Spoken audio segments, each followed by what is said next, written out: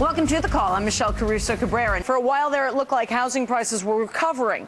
They rose for 4 straight months through July. That was according to the Case-Shiller Index.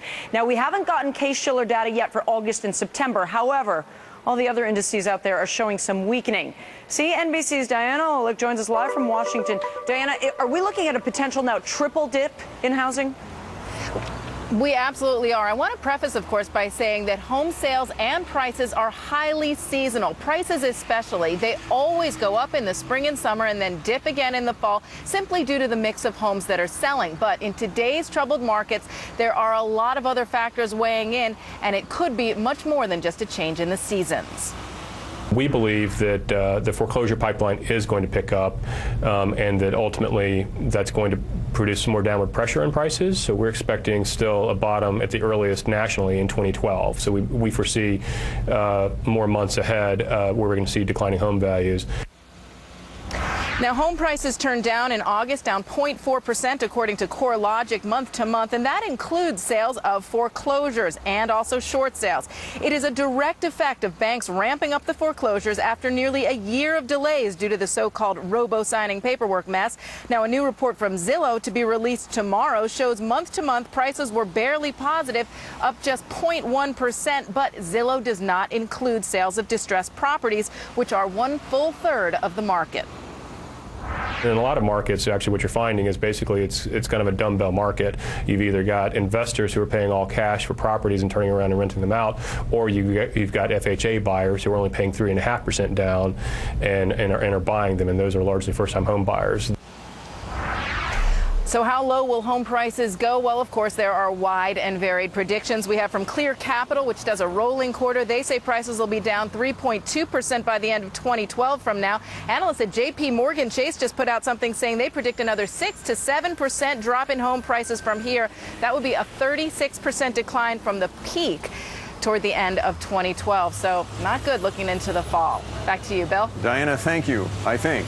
So can the economy recover without a housing rebound? Joining us with their thoughts, Shari Olefson.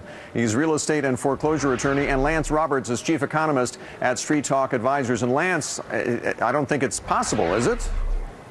Well, it's not, actually. If you go back in history, you have to look at the fact that building a new house is one of the largest multipliers on the economy. In other words, every dollar we put into building a home multiplies into hundreds of other jobs, from construction workers to engineers, all the way to interior designers and landscapers. So it has a big pass-through through the economy. The only other thing like that's manufacturing. Unfortunately, with our economy right now, we're missing both of those. Right. Shari, isn't it a good thing, though, that finally all of these foreclosures are coming to market? I mean, I understand the intent on the part of regulators when it came to them being so upset about robo-signing, but what it did was it delayed. Right? And so now all of this stuff, don't we have to get through these foreclosures before we can get to the other side?